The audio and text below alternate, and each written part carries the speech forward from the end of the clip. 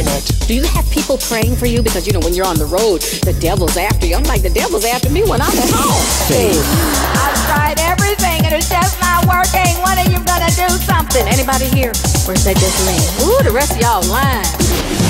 Million-selling author of 30 books and counting. Co-host and guest on award-winning TV. Welcome, the show McKinney Hammond.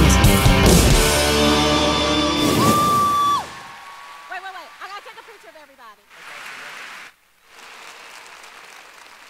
Look at somebody and say, girl, you look amazing. 'Cause you do. I am so happy to be here today, all the way from Ghana, West Africa.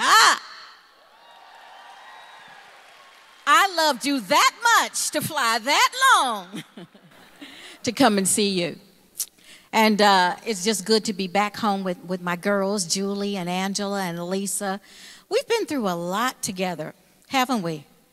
And it's just always awesome. Years have gone by and we are still together and still loving on Jesus and loving on you. So I'm happy to be here with you, and I'd just like to continue in an attitude of worship before I share what God has put on my heart. Is that okay? Okay.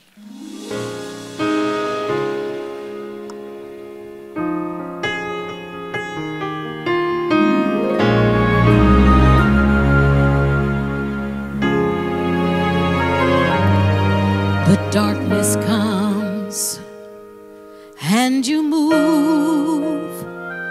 A teardrop falls and you move, collecting them in a bottle, bathing me in your light, perfecting every detail, making all things right. You move, aligning things within your master plan. You move and you orchestrate the ways and plans of man. You move and suddenly my way is crystal clear. You make a path to follow through my tears every time you move.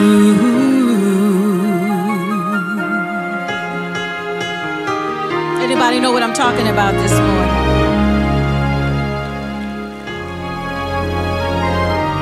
The morning dawns and you move. I bow down and you move, perfecting every details, chasing every fear, birthing peace within me, saying never fear. You move, aligning things within your master plan. You move and you orchestrate the plans and ways of man. You move and suddenly my way is crystal clear. You make a path to follow through my tears every time you move. I can feel you inside of me, speaking peace and you still the storm, Lord, and you make me whole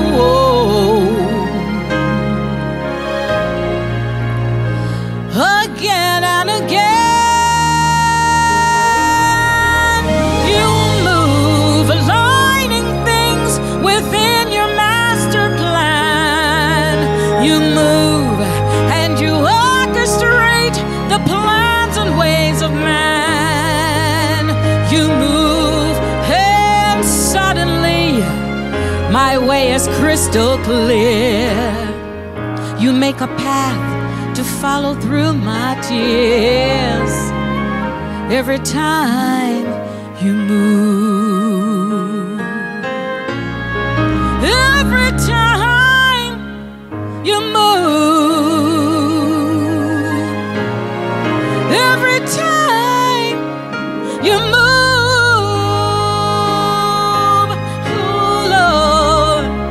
Every time you move me, love.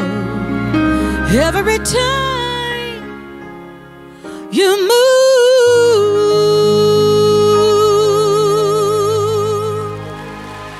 Hallelujah.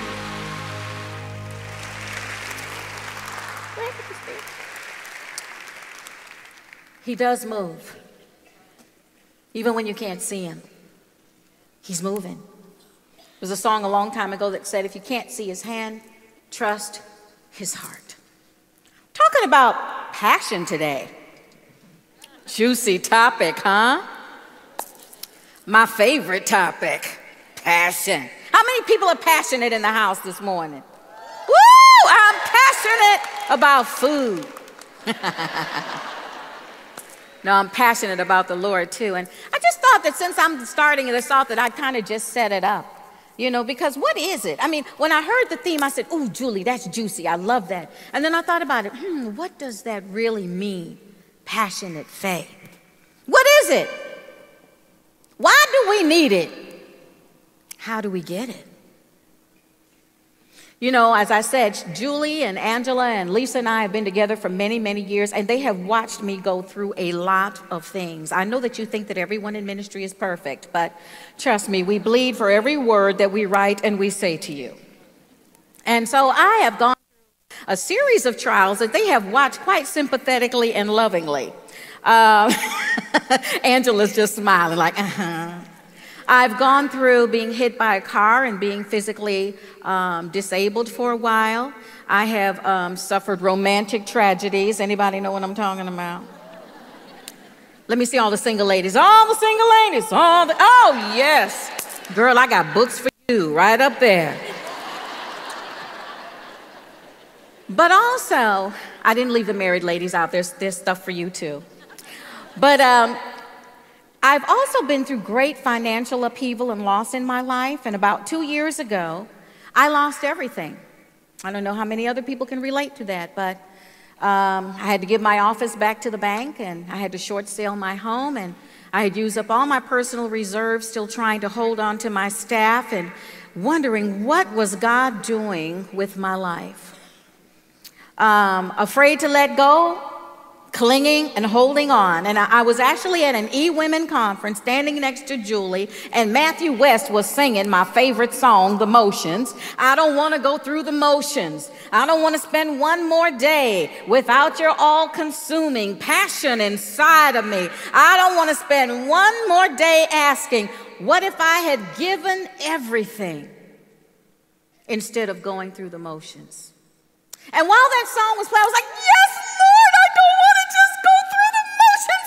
I want to have your all-consuming passion. What do you want me to do? I'll go where you want me to go. I'll do what you want me to do. I'll be who you want me to be. And he said, good, move to Africa. I said, huh? Can we talk about this when the song is over, Lord? When are you moving, Michelle? You see, the backstory was my father had passed away. My father is from Ghana, West Africa, and he had left 2 businesses and properties in my care and pretty much all his worldly goods. And I had been trying to live a double life, flying back and forth. And I spent more time recovering from jet lag than anything else, but I was determined to get my ministry back up on track here and get moving with my life and just put someone there to manage everything and move on with my life comfortably.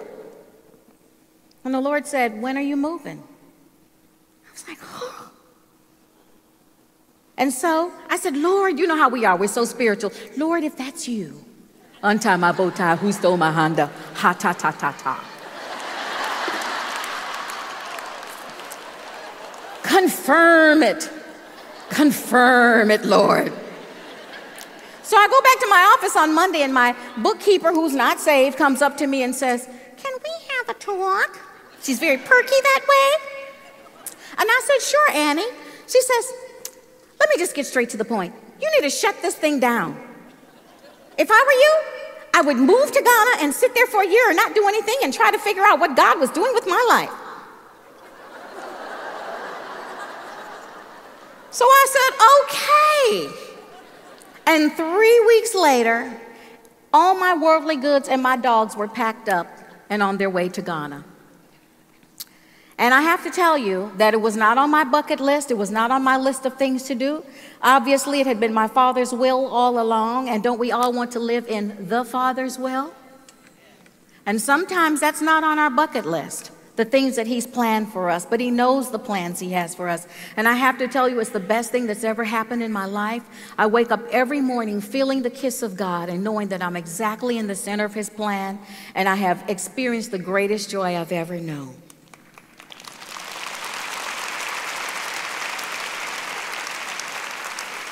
Every day is an adventure in Ghana. And let me tell you, I think whether you're in Ghana or whether you're in America right now, we all need to possess passionate faith. What is that exactly? Well, Hebrews 11:1 starts off by telling us that faith is the assurance of things that we hope for, the conviction of things not seen.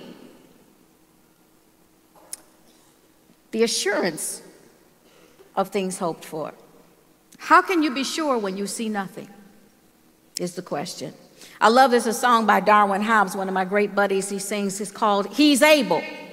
And I love that song. God is able to do what He said He would do. He's able. And I always say, I love that song, but that's not the question I have for God. I don't know about you. I'm sure He's able to do whatever He wants to do. I mean, He is God. But will He is the question. And will He do it for me is the greater question. Amen? In the Message, it says the fundamental fact of existence is that this trust in God, this faith is the firm foundation under everything that makes life worth living. And I'm telling you, if you don't have anything to believe in, life is not worth living.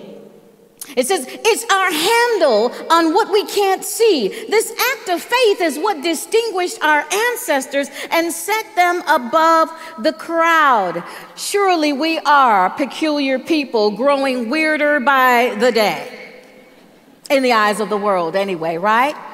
So this faith is just this assurance. It's just this built-in thing in the center of our core that we know that we know that we know. We don't know why, because passion has no reason, really. Passion is just unbridled. It's bold. It's fearless. It's full of love, and it's full of everything that it yearns for. And so it drives you forward in spite of what you don't see, in sight of what you cannot touch.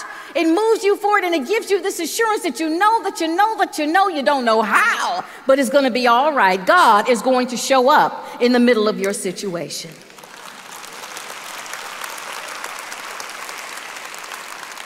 Why do we need this? Besides the fact that it's what makes life worth living, it says without faith, it is impossible to please God. For whoever should draw near to God must believe that He exists. The Message puts it this way: it's impossible to please God apart from faith. Why? Because anyone who wants to approach God must believe both that He exists. I mean, otherwise, who are you approaching? And that He cares enough to respond to those who seek Him. Let me say that again, because I love that. Not only must I believe that He is, but I've got to believe that He cares enough about me to respond to me when I seek Him. Look at somebody and say, God is passionate about you. Do you know that? He does. He cares about you, and He cares enough to respond when you seek Him. Without faith, it is impossible to please God. Why? Because if we do not believe that God will show up on the other side of our obedience, we won't obey. You see, it is obedience that pleases God. He says He prefers obedience over sacrifice. So when we think about what pleases God, what is this faith that pleases Him? It is the faith that motivates us to obey His word so that we can receive the blessing that He has on the other side of our obedience. The word puts it this way in Hebrews: by an act of faith, Abel brought a better sacrifice to God than Cain. And this is the part I found interesting in the Message version. It says, it was what he believed, not what he brought, that made the difference. It was what he believed, not what he brought that made the difference. Yes, we're supposed to give the first fruit, but if we really believe him, we have no problem cheerfully giving the first of ourselves, the first of our times, the first of our earnings to God, because we believe that he will meet us with the offerings of ourselves and all we are and all we have and replenish us. Amen? This is what God noticed and approved as righteous. After all these centuries, that belief continues to catch our notice. Passionate faith believes that God will meet you on the other side of your obedience, even if you don't understand what you're doing. Do you know what it was like? As people said, "Are you sure you're supposed to be moving to Africa, girl?" I don't know. I can't see a diva living in Africa. And as I packed up all my worldly goods into that container and shipped it off on the ocean and packed up my 3 baby Shih Tzus and got on that plane, not looking back, I said, "Oh, Lord, I hope I'm not crazy." But I believed that he exists. I believed he had given me a word, and I believed that he would meet me when I landed on the other side. And indeed, he did. Only passionate faith will drive you to obey God fearlessly and without question. You know, passionate people look crazy. Are you crazy? I'm crazy. Passion has no fear. You know why? It's a perfected love. It's the perfected love of a thing or a person. Now, we hear of crimes of passion, okay? But it's because when you're passionate, you're all in. I mean, you know what I mean? You are all in. It is all or nothing. If I can't have you, no one else will. Ooh, that's scary. But only passionate faith will make us dare to take the leap of faith that God sometimes commands of us. As you look through the Bible, you see passionate people. Only passionate faith would make somebody tear the roof off of somebody's house to lower their friend down to get a healing. And that's passion. I mean, can you imagine if you tried that nonsense today? You would be arrested before you got the first tile off. Okay? It would be a hot mess. The person of the house that owned the house would be suing you. You would really have to be passionate about getting to Jesus to literally destroy someone's roof to lower your friend down to be healed. Only passionate faith would make you walk around a wall called Jericho 7 days in a row.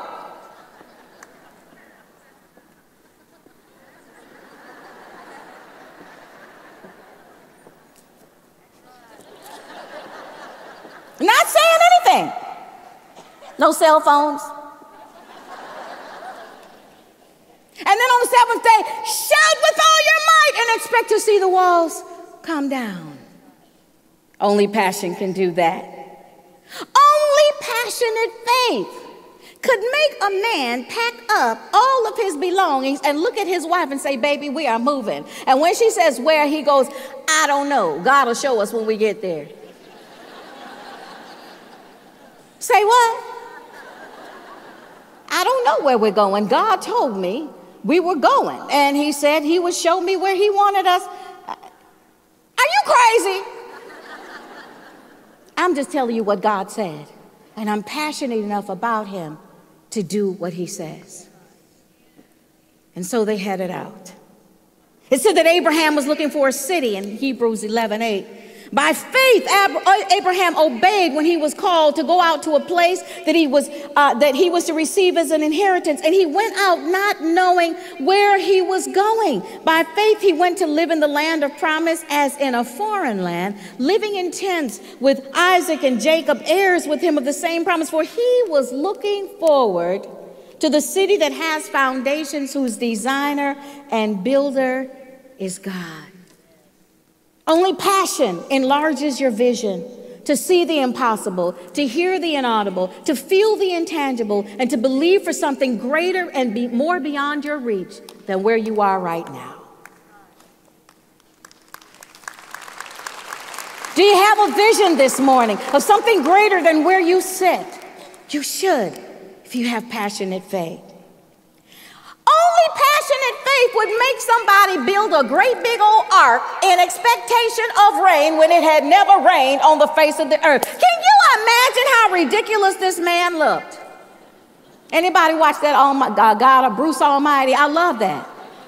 Poor guy. You feel his pain. Here he is building this thing. Noah, what are you doing? I'm building an ark. What's that? I don't really know. But God gave me the dimensions, and I'm just working it out day by faith. Well, what's the ark for, Noah? Well, he said something about rain. Well, what is rain, Noah? Well, from my understanding of what God said, the earth is going to be filled with, well, yeah, it waters the earth every day by itself. No, I just can't see anything else happening beyond what has always happened.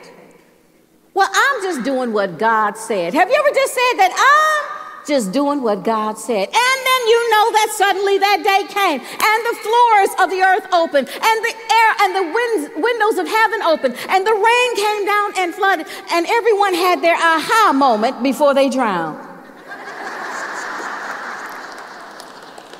But only passionate faith would prepare you ahead of time in spite of everyone's naysaying. You know, sometimes you just can't listen to folk. Now, there is wisdom in the multitude of counsel, but you've got to know the voice of God and know that you know who he is. And that comes from daily interaction with him till you become accustomed to his voice and it lines up with his word, so that when he tells you something that seems absolutely absurd, you just go, yes, Lord. The Message Bible says that out of this experience with Noah building this ark, that he formed an intimate relationship with God. I guess he did, because I'm sure for every day that people came by and laughed at him, he had to go back and check in with God and say, are you sure, Jesus? I mean, have you ever done that where you started something, you knew it was God, and then in midstream you went, maybe I got this wrong. This just doesn't look at, I don't know. Are you sure, Lord? Passionate faith will draw you closer to God, because you are going to have to walk with him face to face, breath to breath, to stay in the right lane to acquire what he has promised. Only passionate faith would make a man willing to sacrifice the thing that was dearest to him, his only son. Abraham did it because he was convinced that God would raise his son back up. God did it for us because he was convinced that we'd have the sense to embrace him so that we could become his. Only passionate faith moves you forward in the things of God, makes you willing to walk on the wild side and live dangerously to acquire the amazing promises of God. You see, passionate faith realizes that it hopes against all hope. Why? Because it has no other option.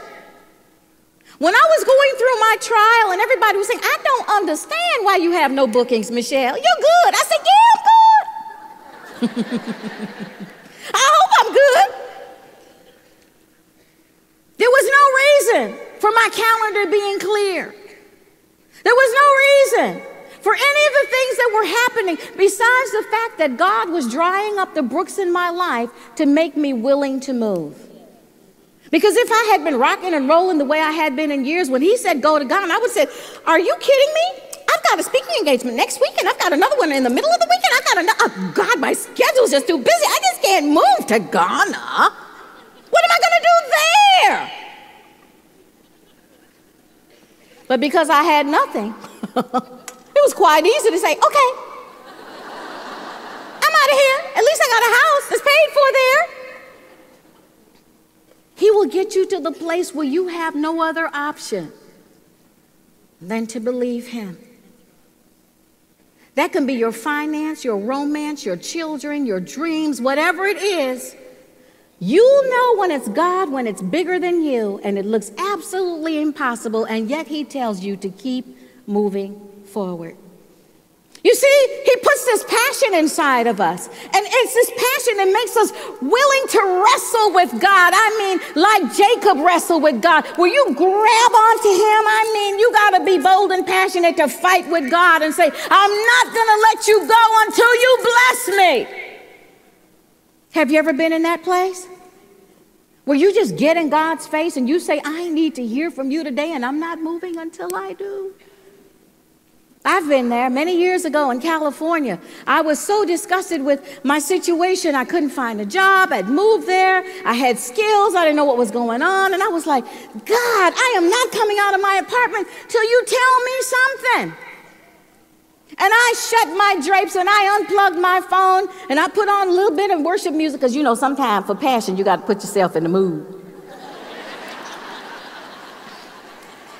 And then I just started worshiping and praying and praising and thinking of every good thing that I could think of to say about God. And all of a sudden, the atmosphere just changed. And I knew he was there. I could feel him. It was palpable. Except I was so bowed over with awe, I couldn't even look up. You know, when folks say, oh, you know, Jesus stopped by and was talking to me the other day while I was brushing my teeth. No, that was not a visitation. Because every time in the Bible when God showed up, folks fell on their faces in reverent awe and wonder. And that's how I was. I couldn't look up. I was sitting on a chair, and this was my posture. And I heard him say, what do you want? Now, the intellectual part of my brain was racing. He said, what do you want? You better come up with something, girl, because this is the moment to cash in. Let's get this. And of course, I needed rent money. I needed this. I needed that. I needed this. And as my brain just flitted through all the things, all of them suddenly seemed so insignificant. He was there. I mean, it seemed kind of stupid to say, can I have some rent money, Jesus? I mean, really? All I could do is weep and say, all I want is more of you. More of you, Lord. And as my tears poured out, I knew that was the answer he was looking for, because after that, my situation changed. And I had asked for nothing more than more of him. I won't let go until you bless me. But perhaps we've misplaced where the blessing is. The blessing is found in him.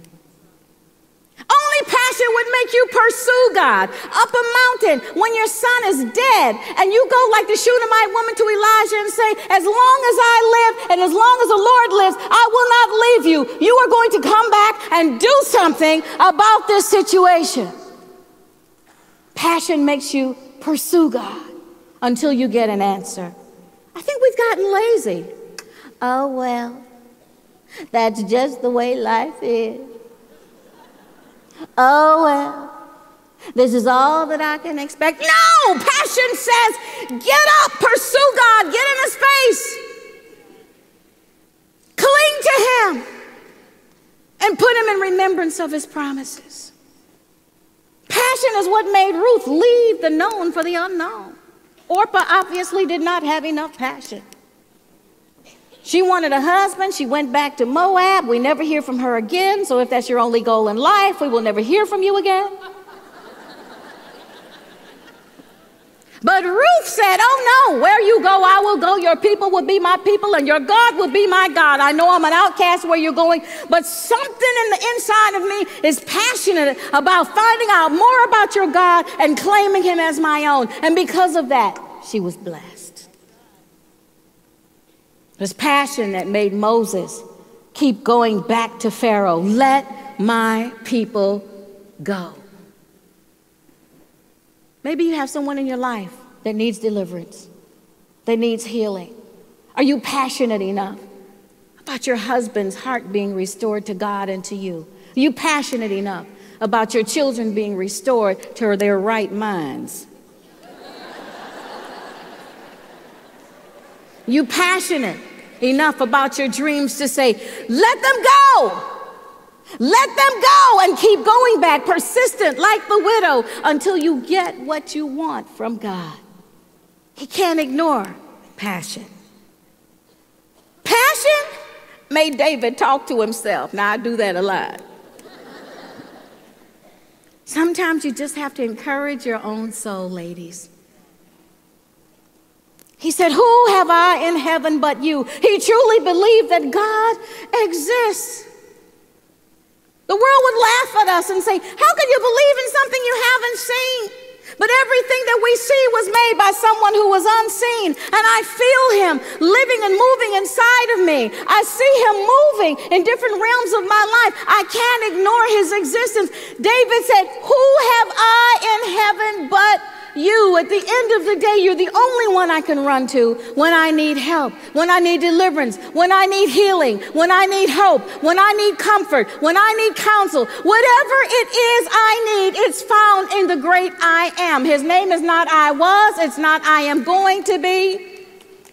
It is I am.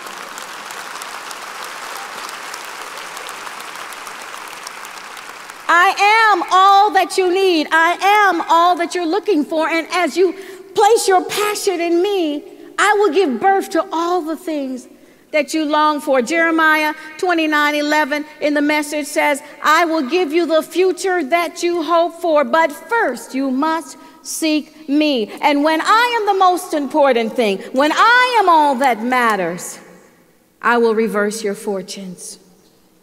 The world would distract us.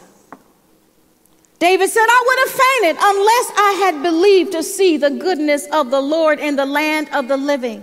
Passion makes you wait, even when you don't know what you're waiting for. He said, wait on the Lord and be of good courage. Wait, I say, on the Lord. Passion rehearses faith. It rehearses what you know about God until what you don't know is manifested. Bless the Lord, oh my soul, or forget none of his benefits. We always want to know what's the benefit in everything. If you go for a job interview and they say, okay, we like what we see, you're hired. Do you have any questions for us? We go, yes, what are the benefits?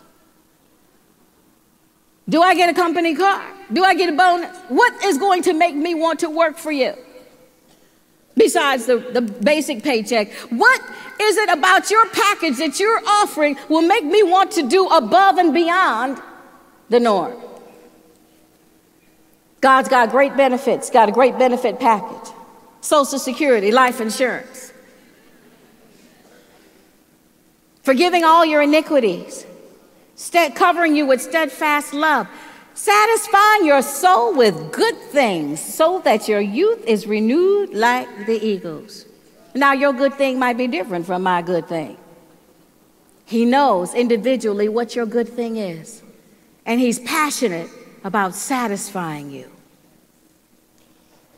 Rehearse those things. Go back to your trophy case of faith and remember what he did last time, and remind yourself that if he did that then, he can do this now.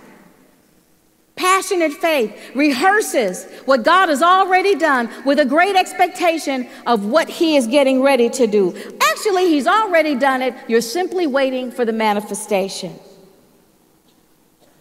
Last of all, passionate faith is passionate about more than the here and now.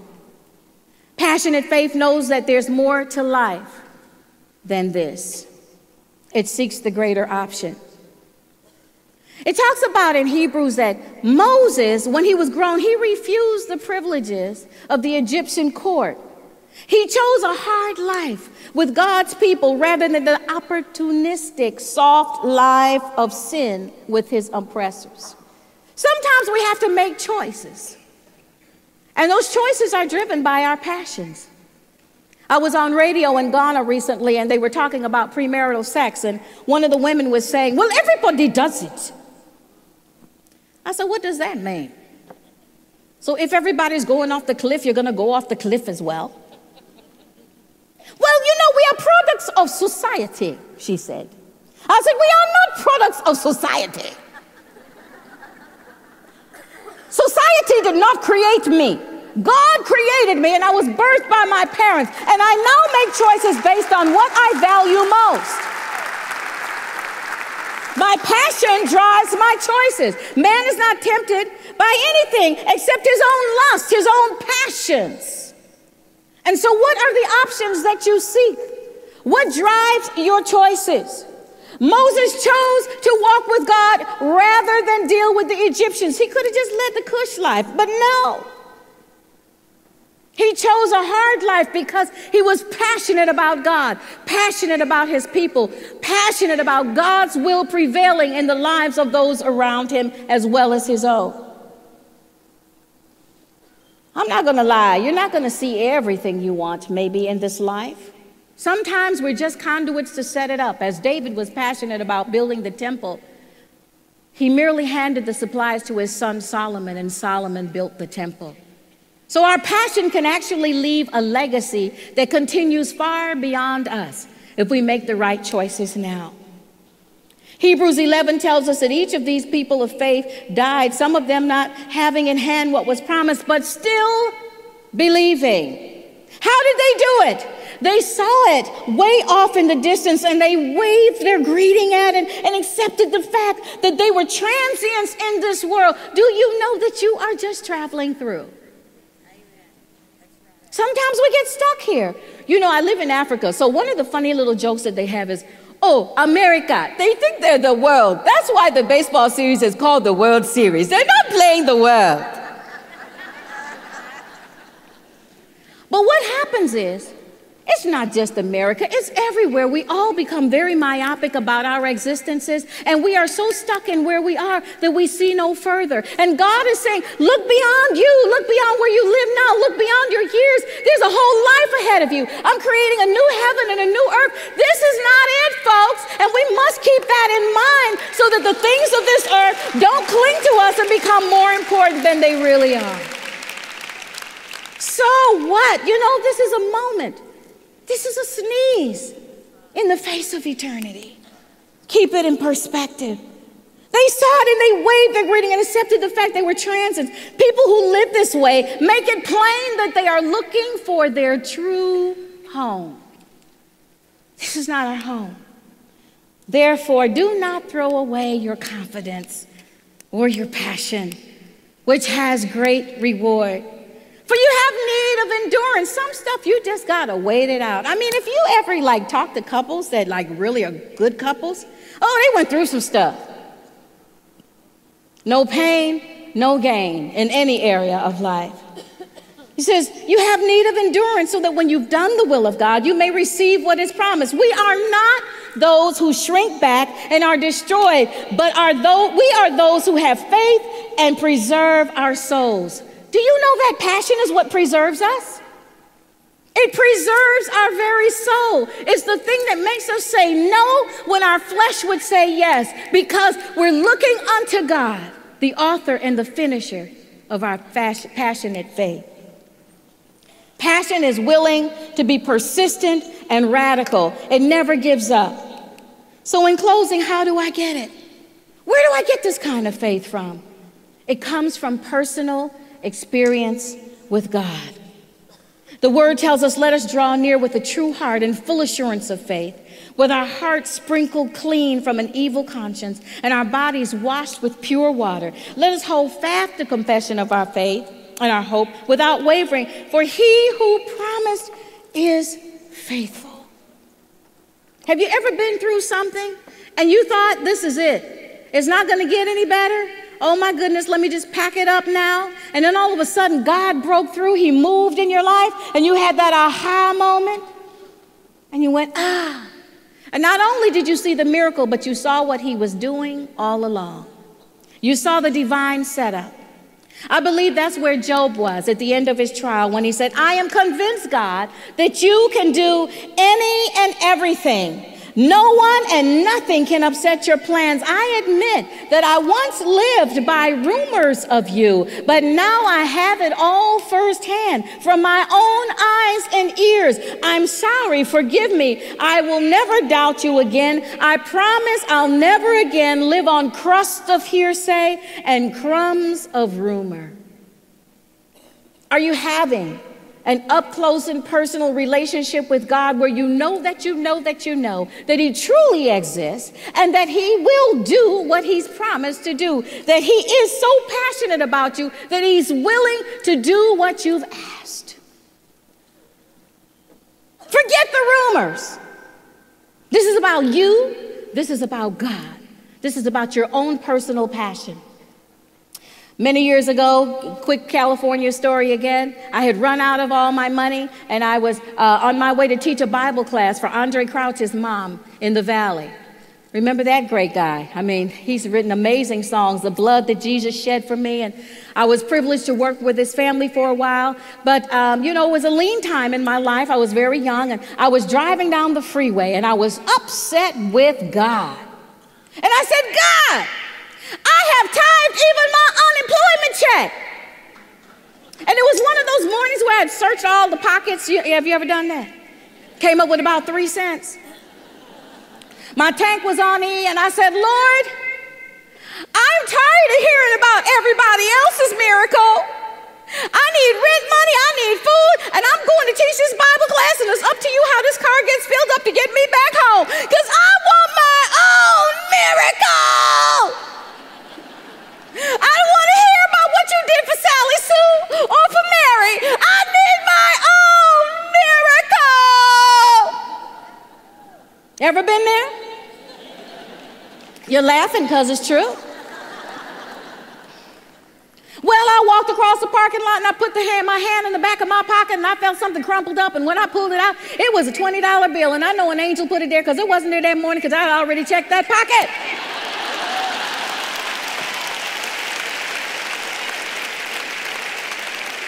So I said, well, that's my gas money.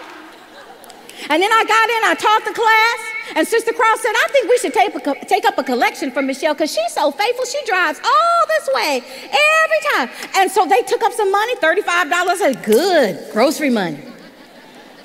Then Sandra had left a little envelope on my desk, and she said, I got to run. And when I opened it, it just had a note that said, I wish I could give you more, but the Lord told me to give you this morning. This morning. When I opened it, it was exactly the amount I needed for my rent.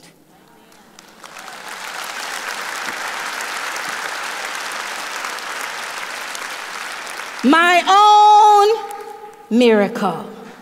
And in that moment, I loved God even more because he had proven to me that he was, and that he was able to do what I asked of him. You see, true passion is born out of love.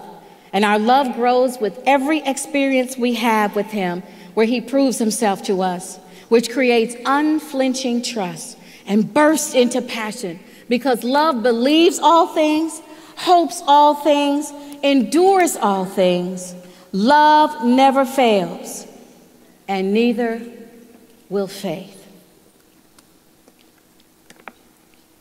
How passionate are you this morning? Do you need your own miracle? Or do you just need to know that he is who he says he is? Not just that he is who he says he is, but that he wants to passionately display his love for you by meeting you where you are and meeting your needs. Passion. I challenge you this morning to get passionate about him, to get honest, to get real, to get in his face and expect him to meet you there.